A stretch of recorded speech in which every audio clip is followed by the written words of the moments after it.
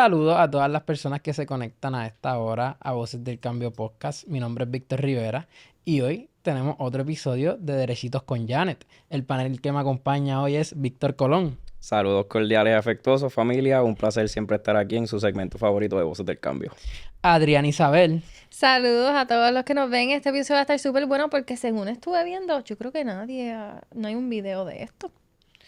No, este es el primero. Así que Sí, sí. hoy nos acompaña para hablarnos de un caso que vamos a estar tocando que ya se van a ir enterando, la licenciada Janet Parra. Hola, buenas noches, Dios me los bendiga. Amén. Licenciada, ¿cómo está? Muy bien, gracias a Dios. Contenta de estar aquí con ustedes. Qué bueno, qué bueno. Vamos a ir entrando directo al grano. Licenciada, vamos a estar hablando del caso de José Oscar Candelario. Si mal no me equivoco, creo que lo dije bien. Pueblo versus José Oscar Candelario. ¿Quién es José Oscar Candelario? Pues mira, José Oscar Candelario era un pastor de una iglesia protestante en el área de Canóvanas. Se llamaba Tabernáculo Branham. Este señor, ¿verdad? Son un tipo de iglesia, ¿verdad? Que no es una denominación, sino que son como una iglesia independiente. Él utilizaba a las menores de esa congregación y utilizando un texto bíblico del libro de Reyes, donde dice que al rey David, cuando era muy anciano, se le llevaba a una doncella que se llamaba Abisac para que lo calentara, para que se acostara al lado de él y lo calentara. Y aunque las escrituras establecen que no hubo acceso carnal entre el rey David y esa joven, pero este pastor, utilizando ese texto bíblico, pues tenía acceso carnal a las niñas de su congregación. Y usted dirá, pero ¿y qué hace un pastor de Canóvana siendo acusado? Porque para ese tiempo yo era fiscal en el área de Bayamón, en la Fiscalía de Bayamón. Pues porque el caso particular que vimos de este señor, pues él llevó a esa menor en varias ocasiones a lo que era el Motel Rodríguez en el área de Toa Alta, Toa Baja, es eso por ahí. Y allí, pues cometió agresión sexual en contra de esa, en ese tiempo era una niña, ¿verdad? Ese caso yo lo tuve, vino ante mí, ya la joven era adulta, tenía 20 y pico de años cuando yo empecé a investigarlo y lo investigué por 5 años. ¿Por qué tanto tiempo? Porque usted se podrá imaginar que siendo, ¿verdad?, un pastor y una figura de autoridad, pues para estas personas fue muy difícil volver a confiar en una persona de autoridad como lo era yo en ese momento y poder entonces culminar la investigación. Me tardé 5 años, pero esos 5 años logré recopilar evidencia suficiente. Para mí, una de las evidencias más importantes es que este señor le había enviado a esa niña una carta donde él decía que por haberse acostado con él, ella y su familia se habían ganado el reino de los cielos. Esa carta, en la misma carta, él le dice a la niña que la destruya una vez la lea, pero esa familia no la destruyó. Entonces, él le había enviado a esa familia unas fotos autografiadas por él y esa carta y esas fotos yo la envié a un experto calígrafo y en efecto, pues, ese experto calígrafo me dijo que la persona que había firmado la foto era el mismo que había hecho la carta. Y obviamente, pues, él había firmado la foto frente a esa familia. Ellos podían decir quien nos dio la foto y nos la firmó fue José Oscar, el pastor José Oscar Candelario. Eso unido, obviamente, al testimonio de la menor, pues, finalmente ese caso se llegó a un acuerdo para 10 años a cumplir. Usted dice, ya chequé poquito por una agresión sexual, pero es que estamos hablando que cuando yo procesé a José Oscar Candelario, él tenía 82 años. Así que yo metí preso un viejo de 82 años por sinvergüenza. Y antes de eso, obviamente, el crimen se realiza mucho antes de eso, de que él entra preso. Antes de eso, él nunca había tocado cárcel. Nunca, nunca. De hecho, en San Juan, habían otros casos de otras menores también que habían pasado por lo mismo. Ese caso no prosperó por una o X razón, no prosperaron, pero el caso que nosotros tuvimos en Bayamón prosperó, claro está. Cuando yo radico el caso, como te dije, ya la joven tenía 20 y pico de años. Y una tarde, la entonces fiscal de distrito de Bayamón, Iris Meléndez, en paz descanse, me llama para decirme, mira, la abogada de José Oscar Candelario ha planteado que el caso está prescrito. La abogada era, si no recuerdo, mal recuerdo, la licenciada María de Lourdes Guzmán. Sí. Ella, María de Lourdes Guzmán. Ella fue, ¿verdad? Visitó a la fiscal del distrito y mira, el caso está prescrito. Le voy a dar la oportunidad de que ustedes retiren las denuncias y no pasen la vergüenza. Pero yo te tengo que decir que en ese momento yo le dije a la fiscalita, yo no voy a retirar las denuncias. Y ella me decía, pero oye, en el momento de los hechos, la prescripción se medía 5 años después que la víctima cumpliera los 18 años, en ese momento. Y ya la joven tenía 20 y pico de años. Matemáticamente podíamos decir que estaba prescrito, pero había algo en mí que dije, no, yo no voy a retirar la denuncia. Yo fui esposa de pastor, el padre de mis hijos es ministro evangélico. Yo nací y me crié en la iglesia evangélica. Y para mí era bien importante llevar el mensaje de que este tipo de personas que utilizan el evangelio para cometer delitos, para hacerle daño a unas niñas, no podía quedar impune. Y yo me acuerdo que yo me fui para mi casa, yo vivía en Vega Alta, y yo me fui todo el camino y decía, Señor, ¿cómo tú vas a permitir que una persona que ha utilizado tu nombre para hacerle daño a menores de edad, para cometer un delito tan atroz como es la agresión sexual, salga por la puerta ancha? Y en ese momento el Departamento de Justicia tenía contrato con el profesor Chiesa, que en evidencia es un cártaro. Y yo le pedí a la fiscal de distrito que lo llamara para que él hiciera un análisis legal, a ver cómo se podía salvar ese caso. Y aunque inicialmente él nos dijo, mira, yo creo que eso no, o sea, matemáticamente no hay nada que hacer, está prescrito, se comprometió a que en ese fin de semana, me acuerdo que eso era un viernes, ese fin de semana él iba a hacer un estudio junto con su hijo a ver si conseguía algo. Sabrás que yo estuve todo el fin de semana peleando con el Señor. Yo barría y me paraba y decía, Señor, ¿cómo tú vas a permitir una cosa así? ¿Cómo es posible que tú permitas una cosa así? Y yo fregando los platos, Señor, ¿cómo tú vas a permitir que...? Yo estuve todo el fin de semana peleando con el Señor, preguntándole si Él iba a permitir que una persona como ese saliera libre. Y te tengo que contar las cosas como pasaron. Si usted me cree creer, no, me cree. Si no, pues no me crea. Pero ahí está el resultado del caso. Yo recuerdo que ese lunes en la mañana, yo me levanto, o sea, estoy en el proceso ese de levantarme, que uno está como que dormido, sonó la alarma y uno está como que entre dormido y despierto. Y yo seguía con esa pelea con el Señor. Señor, ¿cómo es posible que una persona que ha manchado tu nombre, tú permitas que salga? Y yo, entre ese estado de entre dormida y despierta, yo vi una mano que se cerró y escuché una voz que dijo, lo voy a entregar en tu mano. Y yo me senté en la cama y dije, ay, Señor, espérate, ¿yo lo soñé? ¿O esto pasó de verdad? El asunto es que cuando yo llegué a la oficina ese día, el profesor Chiesa nos llamó, nos dijo que había encontrado un caso que en un corolario, en una nota al cárcel decía que cuando los periodos prescriptivos se enmiendan y la parte perjudicada todavía no ha empezado a cursar su periodo prescriptivo, le va a favorecer un nuevo periodo prescriptivo que alargue ese periodo, que era lo que nosotros queríamos, que el periodo prescriptivo se alargara. Obviamente fuimos a la vista preliminar, lo discutimos ante el juez Delgado, el juez Delgado nos dio la razón, dijo que no estaba prescrito el delito, fuimos al apelativo, el apelativo creo que no entró en la determinación, fuimos al Supremo y el Supremo nos dio la razón. Ese es el caso leading de prescripción.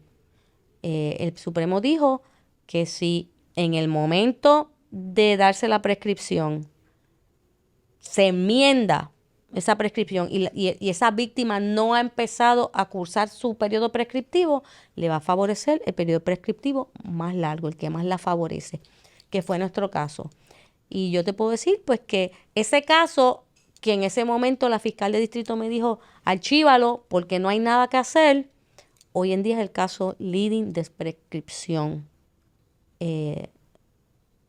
Cuando el Supremo nos dio la razón, la defensa entonces decidió que no iban a ver la vista preliminar, renunciaron a la vista preliminar. Cuando fuimos a juicio y empezó el descubrimiento de prueba, pues obviamente yo le mostré la carta que él había hecho, las fotos que él había firmado, el informe del calígrafo, y ellos nos pidieron un acuerdo para 10 años, que para una persona de 82 años, pues era una cadena perpetua. Tienes 82 años y te echan 10 años de cárcel, eso es como si te echaran una perpetua. Él estuvo como 1 año y medio preso y falleció en la cárcel. Ok. Tengo que señalar que al juicio obviamente iban personas de su congregación, y que él teniendo 82 años, su esposa tenía 20 y pico de años.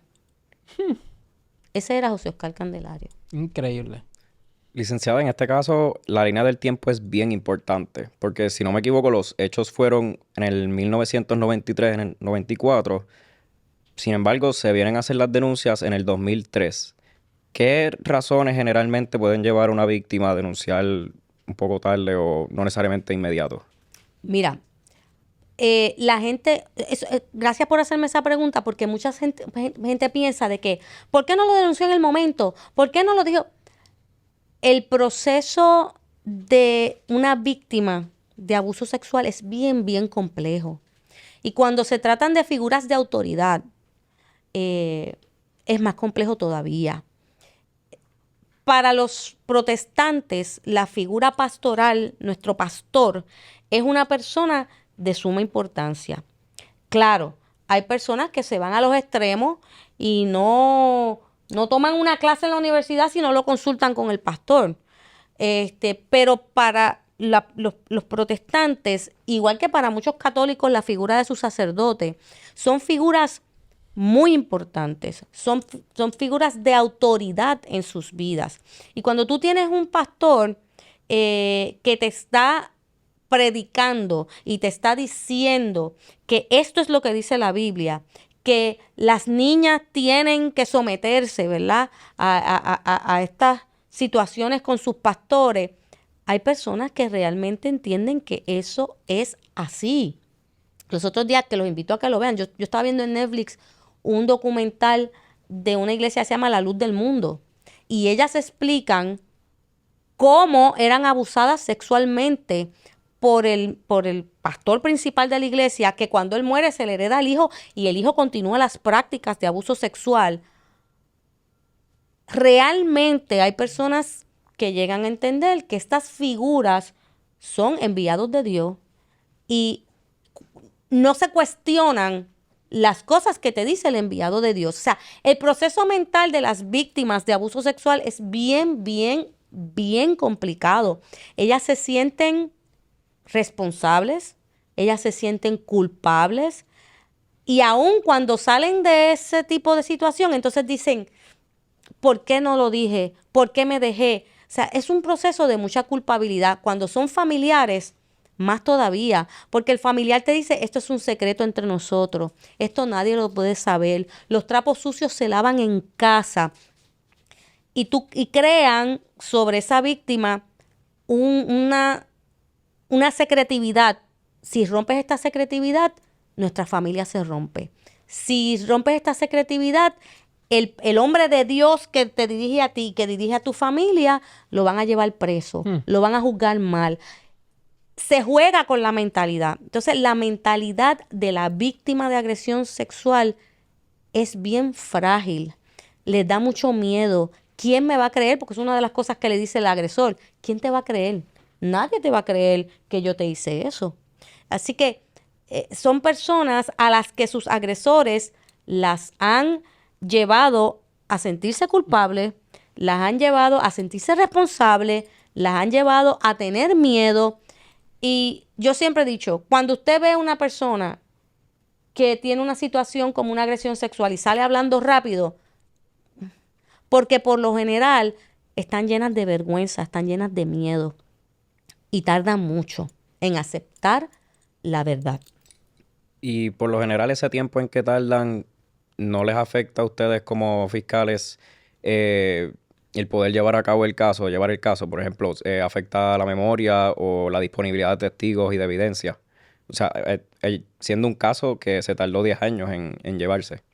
Obviamente hay evidencia que ya no se puede recuperar. Yo no puedo recuperar fluido, no puedo recuperar estos casos, mientras más tiempo se tarden, se convierten en casos de credibilidad. Como yo traigo eventos, cómo recuerdo eventos, y en este caso específico, por ejemplo, tengo una persona diciendo, pasó esto, pasó aquello, pasó lo otro, y tengo una carta del agresor diciéndole, por haber estado conmigo, tú y tu familia se ganaron el reino. Hay casos en los que no tienes ni siquiera una carta hecha por el propio agresor, no tiene, y se convierte en un asunto de credibilidad. La gente tiene que entender que a veces cuando usted va al tribunal, usted no tiene otra cosa que el testimonio de la víctima. No todos los casos usted va a tener algo que corrobore ese testimonio y se convierte en un asunto de a quién le cree el juzgador. Si el juzgador, ese testimonio como lo está dando esa víctima, le es creíble o no.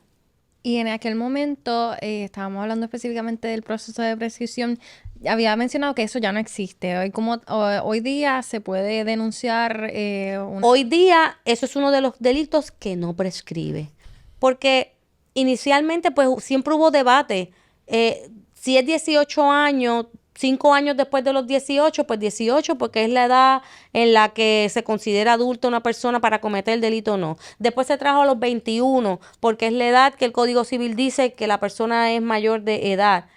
Pero finalmente el legislador dijo, mira, no, las víctimas de abuso sexual muchas veces esconden el abuso por cientos de circunstancias, como te dije, por vergüenza, por temor. Pues mira, este es el tipo de delito que el legislador dijo, mira, esto no debe prescribir. Porque cuando tú has abusado sexualmente de un menor, eso es algo que lo va a acompañar el resto de su vida. Hay menores que las secuelas se ven muchos años después. Hay algunos que se convierten a su vez en agresores sexuales. Y cuando tú buscas su pasado es porque ellos fueron abusados sexualmente. Así que el legislador dijo, mira, este delito no debe prescribir. Porque la persona que comete actos de delito sexual en contra de un menor es una persona a la que, por decirlo así, no se le debe premiar con decir, mira, que pasen estos años para que no me puedan radicar nada. Es una persona que debe responderle a la víctima y a la sociedad. Y obviamente para aquel periodo de tiempo habían distintas legislaciones, en este caso específicamente de denuncias de violación. Yo quiero preguntar para las diferencias que hay o qué tipo de legislaciones se establecieron teniendo como precedente este caso y también qué herramientas tienen las víctimas que no tenían en aquel momento.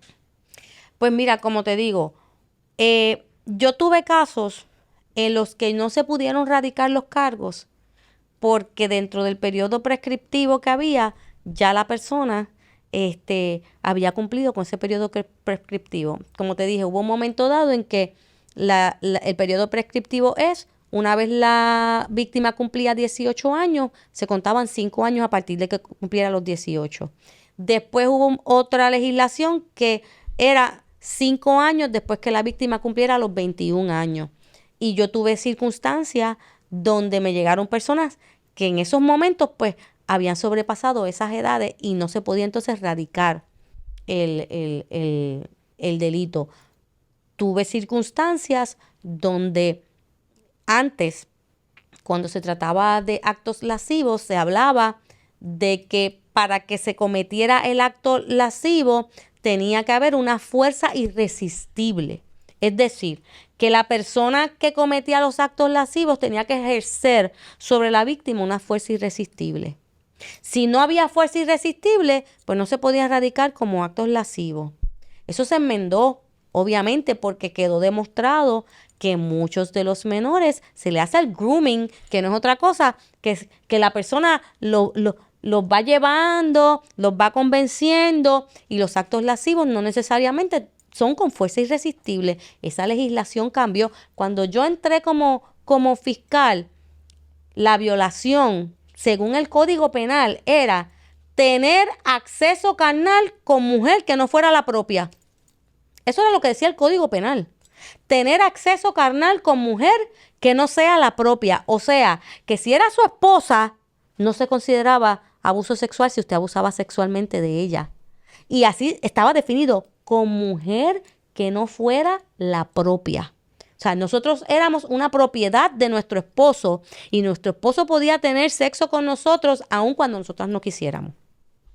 Obviamente, toda esa legislación ha ido cambiando. Se reconoce que aún dentro del matrimonio puede haber agresión sexual. Se cambió toda esta definición de que en los actos lascivos tenía que haber fuerza irresistible. Y obviamente lo más importante, se cambió el término prescriptivo para que esas víctimas de abuso sexual tengan su día en corte y puedan buscar justicia, no importa cuántos años hayan pasado de esos hechos. Vamos a entrar, vamos a lo espiritual. Licenciada, usted es cristiana. Uh-huh. Y así usted lo expone públicamente. Usted tiene temor de Dios. Un pastor que abusa sexualmente de una menor de edad, para usted, ¿merece el perdón de Dios? Bueno, lo que pasa es que Dios es Dios. Porque usted sabe... Tú dices el perdón de Janet Parra. No. Jamás. Lo deben meter preso y botar la llave por sinvergüenza. Punto. Porque el pastor está para guiar a sus ovejas.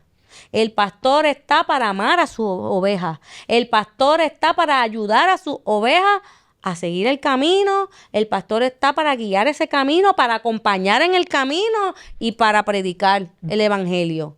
El pastor no está para estar vulgarmente metiendo mano con sus ovejas. Esa no es la función del pastor. El pastor no está para aprovecharse de sus ovejas que están heridas, de sus ovejas que son inocentes, de sus ovejas que son menores de edad. El pastor no está para protegerlas. Y utilizando la palabra de Dios. Imagínate tú, que los boten la llave, que le boten la llave y los metan preso en el último calabozo por allá. Y si le pueden dejar la celda abierta para que alguien entre y meta 2 bofetadas, que lo hagan. Lo digo sinceramente. Pero en la sapiencia de Dios, que es omnisapiente, pues el corazón de Dios, gracias a Dios, que no es como el mío. Por eso es que yo soy humana y Él es Dios. Porque en su sabiduría, en su amor infinito, Él ve los corazones de la gente y sabe cuando hay verdadero arrepentimiento. Él, pues, ¿verdad? Si me los dejan a mí, los frío a todos. Pero como Dios es Dios, por eso Él es Dios y por eso yo soy Janet Parra. ¿Usted cree que Él se haya arrepentido? Antes de morir se haya arrepentido este pastor. Pues yo no sé si le dio tiempo a arrepentirse o no. Ojalá y se haya arrepentido. Porque si no se arrepintió, te espera como que algo bien difícil. O sea, tú utilizar el evangelio para aprovecharte de menores de edad inocentes y hacerles un daño tan grande, si no se arrepintió en esos 2 o 3 minutos que tenía antes de dar su último respiro, su último suspiro, está difícil para él la cosa. Lo que le espera. Lo que le espera. Y con toda razón. Así que quizás si acá no se le hacía justicia, ¿verdad? Por lo del término prescriptivo, Dios se iba a encargar de eso. Dios siempre se encarga. Oye, Dios siempre se encarga de todo. A él no se le escapa. Ay, me salió como cubano. Dios siempre se encarga de todo, de todo. No hay nada que se escape de la justicia de Dios. Más tarde, más temprano, ahorita, después, ahora. Pero- De eso no nos puede quedar la menor duda. Pero obviamente, si no se le hacía justicia aquí, que gracias a Dios se le hizo justicia a esa víctima, que para mí es lo más importante, pues ese fue un caso, ¿sabes qué? En el que yo aprendí que los casos no eran míos, que los casos son de las víctimas. Y te voy a decir algo, te voy a contar una anécdota que no me la han preguntado, pero se la voy a contar. Cuando yo tuve el caso de la masacre de Guaynabo, que José Luis Bosch Mulero pidió un acuerdo por 95 años a cumplir, yo quería ver el caso. Yo quería ver ese caso. Yo no quería que se hiciera ese acuerdo. Obviamente, cuando yo le pregunto a Ángel qué él quería hacer, y el joven me dice, mira, yo estoy cansado, no quiero volver a pasar por lo mismo. Yo estoy de acuerdo con 95 años. Yo me acuerdo que ese día yo le dije, ¿sabes qué? No me conteste. Vete y piénsalo. Porque yo quería tratar de convencerlo de ver el caso, porque es que yo quería sangre, yo quería pelear ese caso. Ya había peleado la primera parte y yo quería pelear la segunda. Y ese día yo me voy a un centro comercial a dar una vuelta, a tratar de despejar la mente. ¿Y tú sabes con quién yo me encontré? Con la víctima del caso de Pueblo versus José Oscar Candelario. Y ella andaba con su bebé. Y ella se me acerca y me dice, hola, ¿te acuerdas de mí? Y yo, ¿Usted ha visto tanta gente también? yo le dije, ay, no. Y había pasado ya mucho tiempo. Y yo le dije, ay, y ella me dice, soy yo la perjudicada del caso del pastor.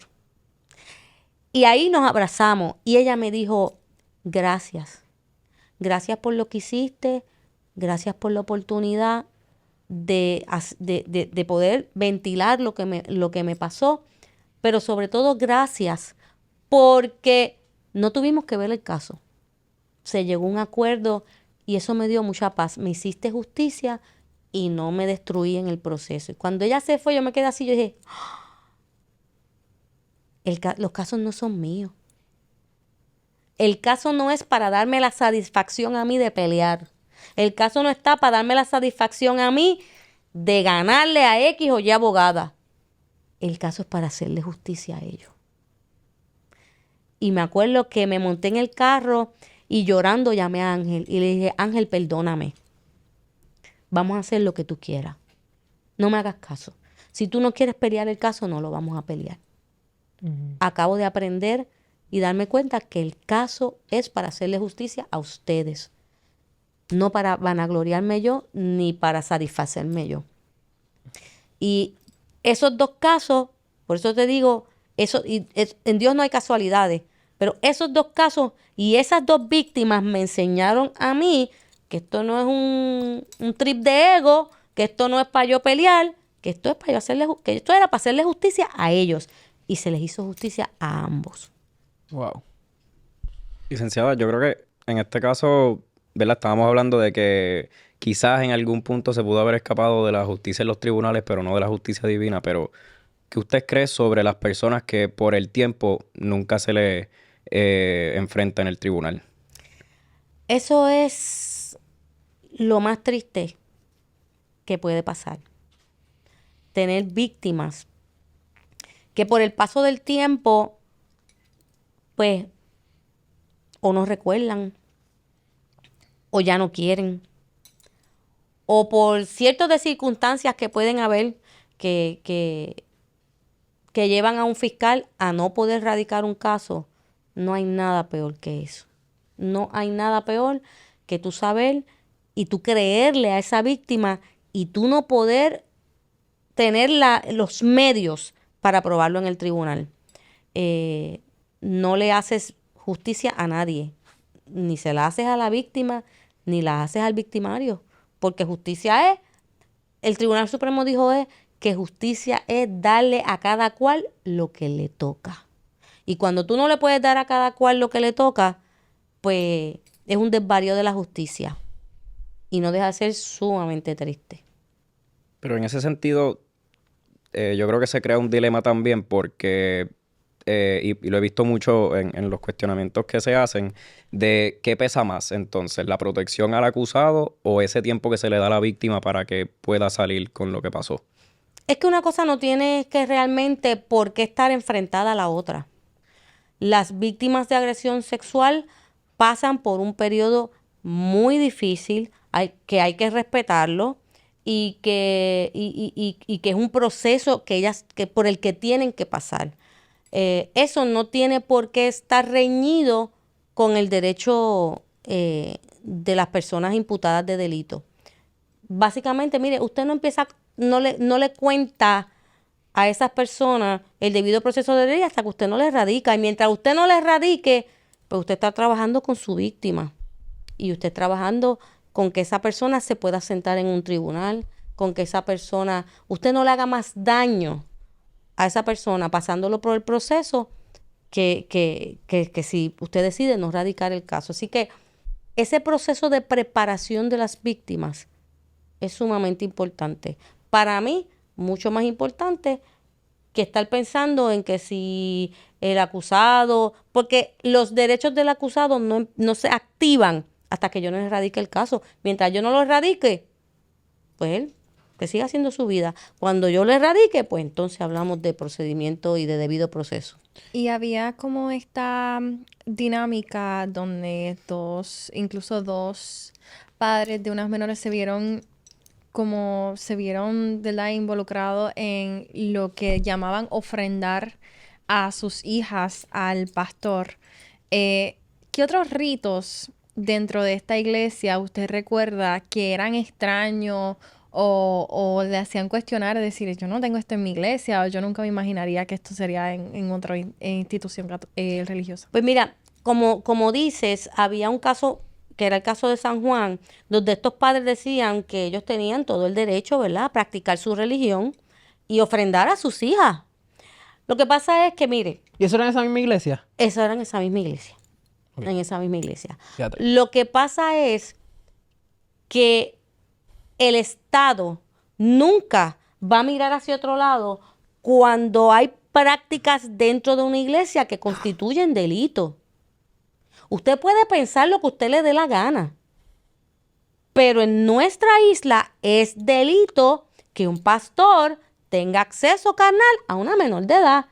Y usted puede ser la iglesia que usted quiera, pero eso es delito. Y el Estado siempre debe intervenir y va a intervenir si el Estado toma conocimiento de que está pasando esa situación.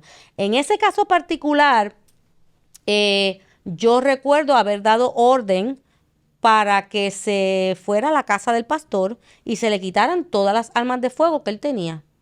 Él tenía unas armas de fuego, algunas estaban mohosas y no servían para nada, pero yo sí, como parte de la investigación, pues recibí unos tapes, para ese tiempo eran tapes, cassettes, con predicaciones de este pastor, donde él se comparaba con el Cristo. Él decía que él era el Cristo. La segunda venida del Cristo era él.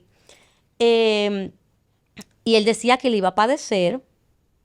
Mencionaba mi nombre como, o sea, la persona que lo iba a hacer padecer, que él iba a tener que pasar por un proceso judicial injusto. ¿Pero esto fue antes de todo o cómo fue? ¿O fue durante el proceso? Durante mencionó su nombre. Durante el proceso, acuérdate que nosotros tuvimos un año esperando la determinación del Tribunal Supremo. Y durante ese año, él predicaba que él iba a pasar por un proceso, que al igual que Jesús, él iba a sufrir, que al igual que Jesús no iba a ser literalmente crucificado, pero lo iban a crucificar en un tribunal y que iba a tener que pagar y qué sé yo qué.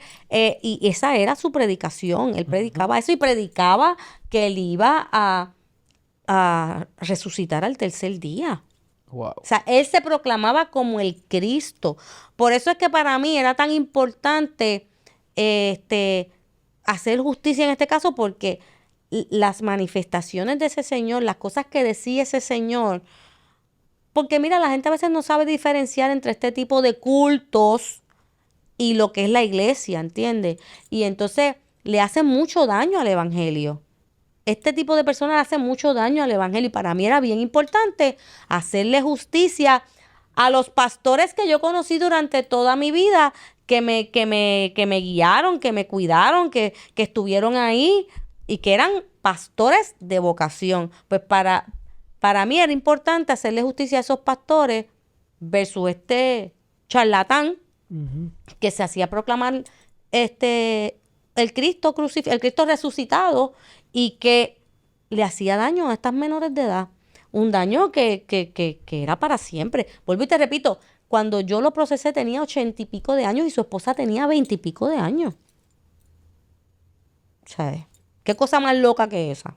Y él se declaraba culpable de... Él se llegó a declarar culpable, pero Él- de la violación como tal. Él se declaró culpable, no recuerdo cuál fue, si se cambió el delito. Sé que era para una sentencia de 10 años. Tenía 80 y pico, así que eso era como si le hubiese echado una perpetua. Y entró a la cárcel teniendo 80 y pico de años.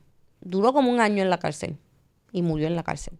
Licenciada, y una última pregunta de mi parte. Yo creo que este caso nos obliga a cuestionarnos qué es más qué es más peligroso, más bien.